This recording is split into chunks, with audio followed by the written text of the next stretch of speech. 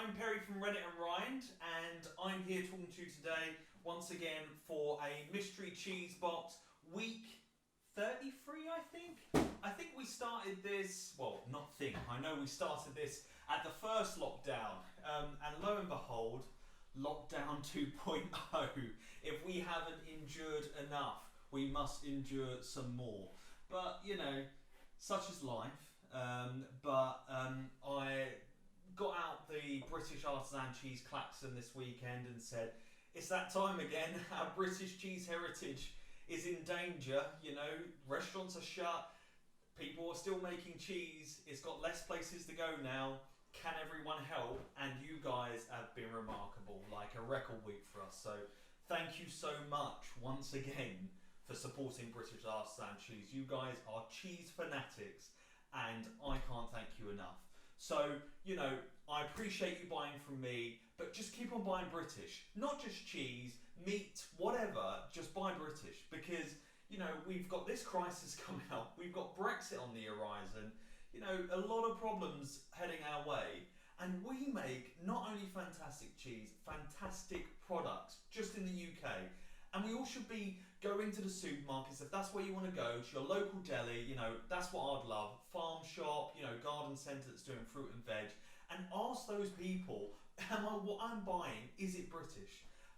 Because it's just going to help everyone out. You know, most of the time, people that care about British artisan cheese and British artisan products are British families who are doing, you know, British farm shops, delis, you know, what we're doing. So, you know, appreciate tons you guys buying from me, but just a little, you know, just side one, it's not just me, it's everyone, you know, just try and buy more British, you know.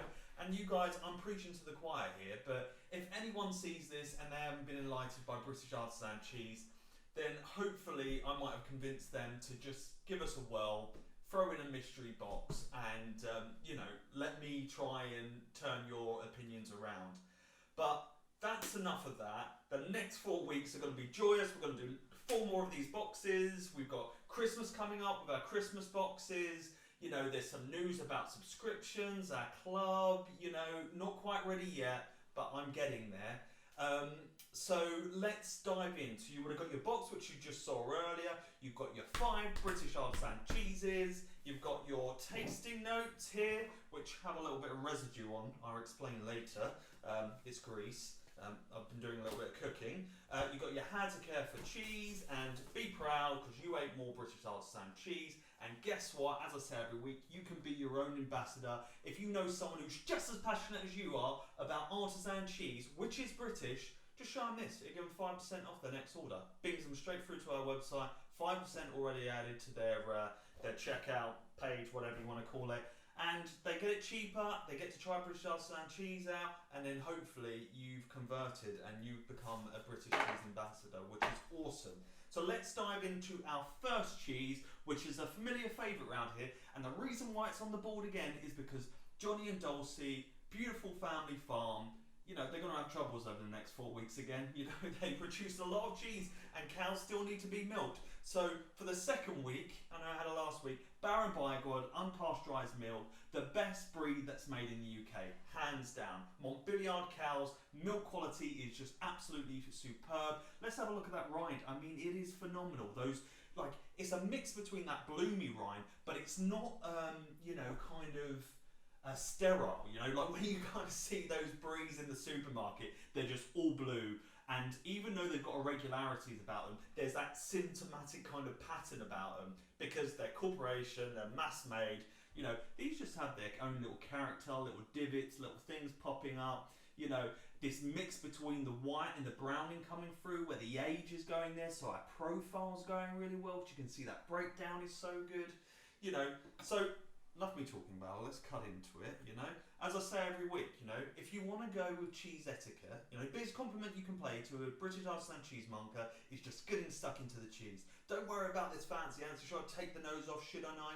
But if you do want to know about it for knowledge, just try and retain the same shape. So let me pop this down and look, like do this, like kind of thing. So you retain the same shape and you're giving people a full picture from nose to rind. So if you've got someone who really loves like the inside or the outside, they're getting a full picture of it. That's the whole idea behind it. But the biggest compliment you can do is just get stuck in, like I say every week. Smell, buttery as always, beautiful milkiness, bit of grass in there, a little bit of sort of like hay in there as well. I shouldn't do that, not just yet. Texture is like I can already feel like, oh my god, like phenomenal texture. Can you see that little ooziness around the sides? Yeah, and just dairy milk, but actually butter, a lot of butter in there.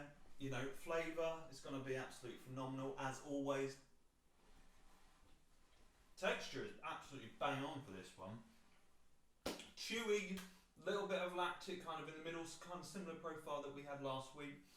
That lacticness in the centre pushes up the fresh flavour, that grassy high note that's there, and in amongst it all, beautiful, savoury, brothy, mushroom, Sorbet, forest floral, kind of earthiness, soil, kind of all those things going on. Loads of length on this one. So interesting a difference a week makes in our maturing rooms. You know, that was far more lactic before last week. Shorter experience. Now this one's slightly longer. I mean, artisan cheese, you know, it's just beautiful because you get those ups and downs. You know, you get something that's made mass amounts of milk. It's all consistent like this. It's all, you know, scientists and people being like, this is what this customer will like, you know, so I'm going to plumb it into a computer and it will do this.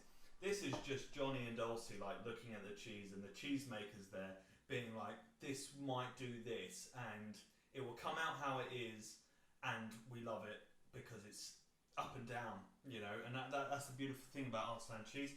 Baron Bigod. Next cheese, our cheddar as always. We always have a cheddar on our boards because we love them. This is one of our favourites. Tim and Simon Jones from Lincolnshire Poacher. Awesome guys. Just before lockdown we went down to see them, saw this amazing farm that they have. They're the second, I believe, in the UK of an artisan cheesemaker that are getting these big robots. So they have thousands of wheels of cheese like this big that they've made. And there's this one poor guy who's been doing it for years. Not poor guy, he loves it.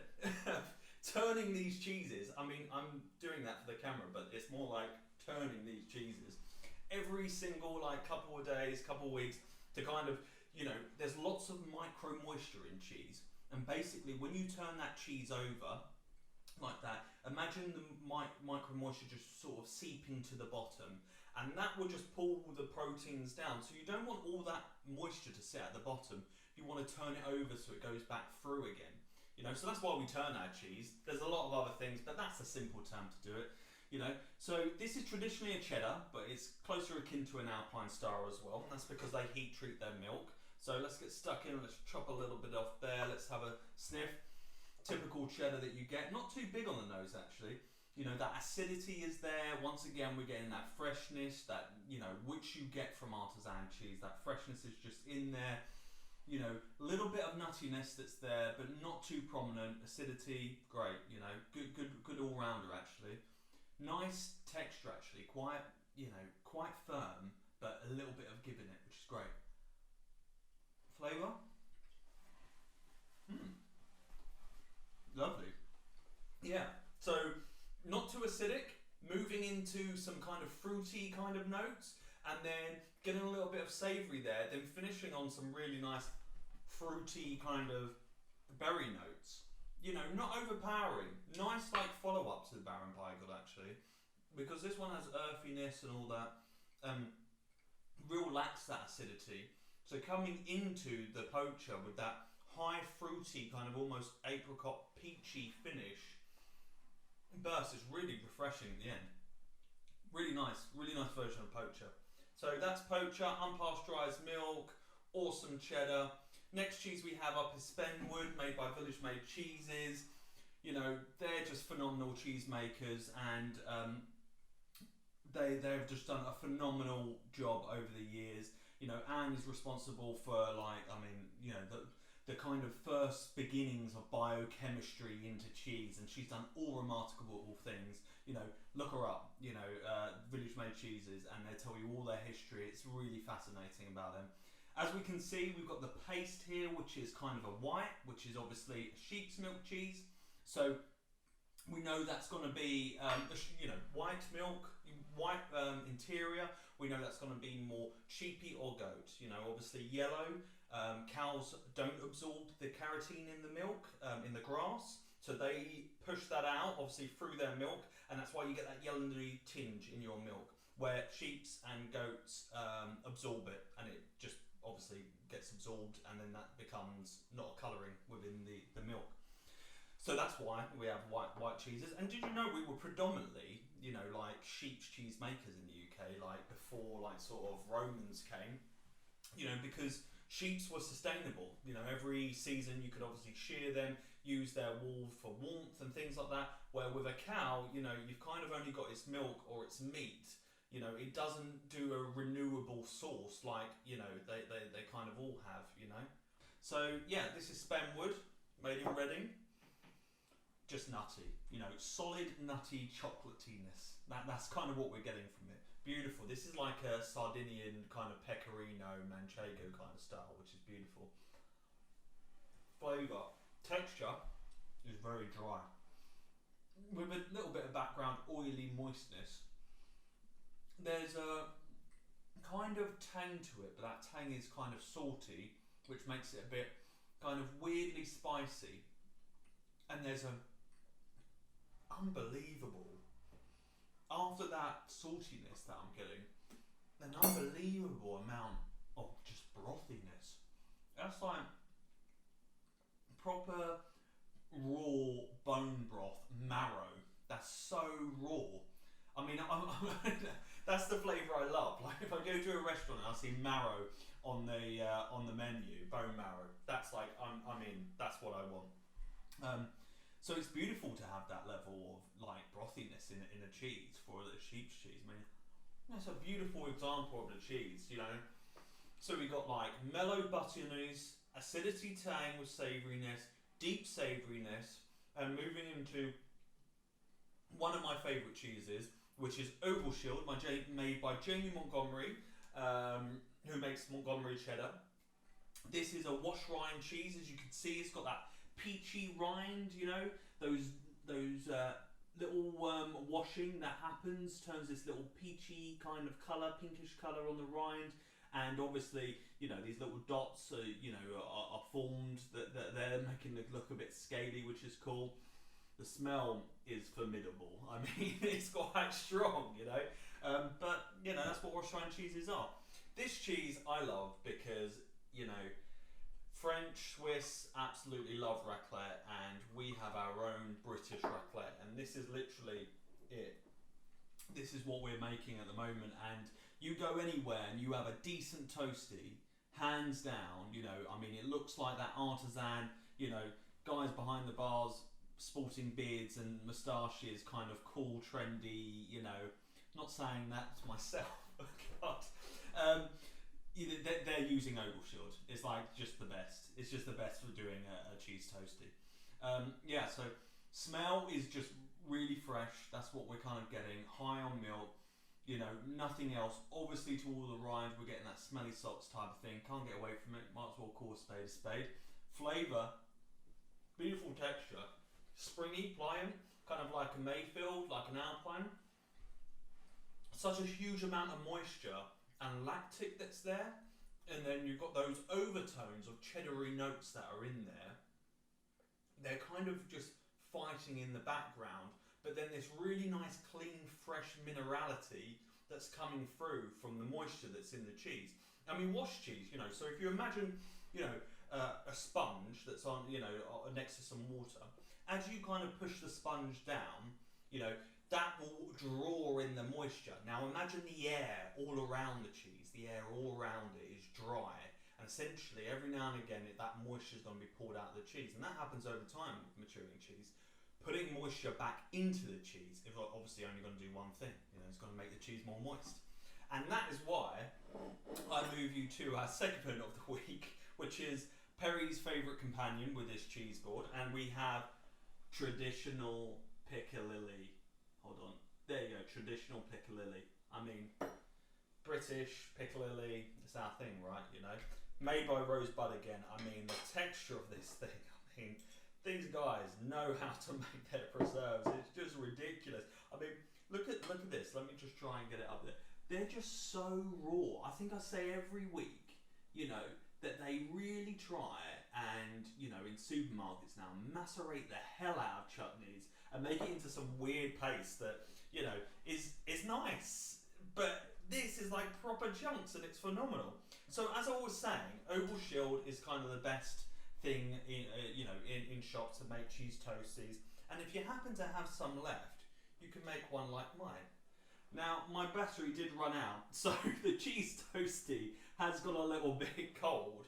But honestly, I mean, like, I had it on the grill 140 kind of degrees, and I mean, it literally just kind of melts in seconds. So use it for a toasty. I mean, I was going to try and do a tear thing going on, but obviously it's dried out quite a bit.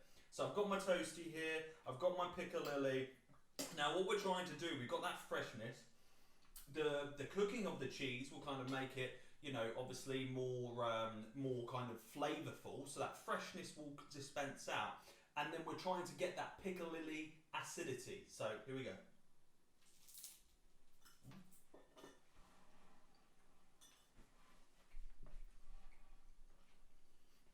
I probably need a moment. That's bloody delicious. That's so good. That piccalilli has some serious crunch to it. And just, oh my god, I mean, that is bloody good. Maybe you should stop eating this right now and just pull out some bread for a cheese toasty. I mean, it'll take you 5 seconds. Wow. Sorry, I can't really review that. It's so good. That's so traditional piccalilli, available on our website, Rosebud Preserves, absolute legends. I need to put that down because that is dangerous. That is dangerous stuff. It's so great. And last cheese we have up, our blue, Spark and Hoe, traditionally made for like the first traditional raw milk red Leicester. I've had it on the ball before, this beautiful red Leicester, and everyone's like, oh, I don't really like red Leicester. I'm like, well, you haven't had this red Leicester. And everyone's like, that is totally different from what I was expecting. Because most red Leicester in the supermarkets, let's face it, is just cheddar with food colouring in. You know, Spark and Hoe do the best red Leicester without a doubt, and it's phenomenal. So they've turned their hand to making a Shropshire Blue, which naturally has the annatto in it, which is the colouring. They put that into the milk to make it nice and orange, and we get this beautiful cheese. And, you know, their son came back to the farm, said he wanted to make his own cheese after travelling around for a little while to each farms, and made this phenomenal blue cheese. And obviously, naturally being red Leicester makers, they made, you know, the Shropshire Blue, which is just phenomenal. I love this cheese. So for some reason my one's holding a lot of, it's quite chilled. Do you know, like, just a tip, they taught this kind of in France when I was doing affinage, is that this part of your finger is the most sensitive to kind of humidity and temperature. So if you just rest your finger on the top, you can kind of get a baseline of their humidity and how warm they are. So yeah, these are quite cold, surprising. They've been out for a while, so maybe I forgot to pay the heating bill. Yeah, so musty, we're getting that bloom that's in there, slight element of, you know, spiciness that you kind of get from a blue. There's a little bit of hoppiness that's in there, kind of malty as well. You know, let's go in for flavour. Texture chewy, quite dry, you know, really easy going, very lactic. Not particularly one for you, you know, if you've got that guy in the corner at your cheese party, you know, well, there will be no one in your corner in this lockdown, just maybe in your family who loves blue. This might not be the one for them. It's very light. You know, obviously artisan cheeses changes, but this is very light and lactic. Very easy going, very mellow, very moist, very easy. A little bit of savouriness at the end, but a short experience, not overpowering. You know, nice full stop to the end, but not going to be too challenging. And I think all the cheeses together, they balance each other out really well and provide different experiences. So, if I was going to say my favourite this week, it probably wouldn't be a cheese. It'd probably be this cheese toasty, which I've decimated with a piccalilli.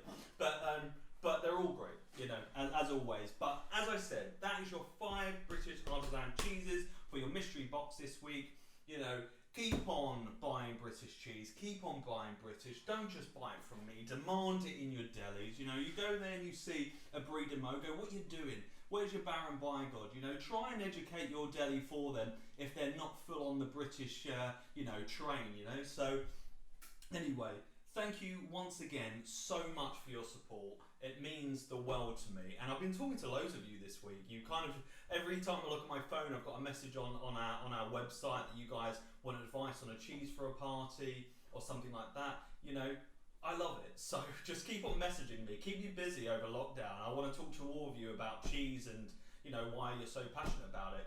So please stay safe, enjoy your cheese, and I'll catch you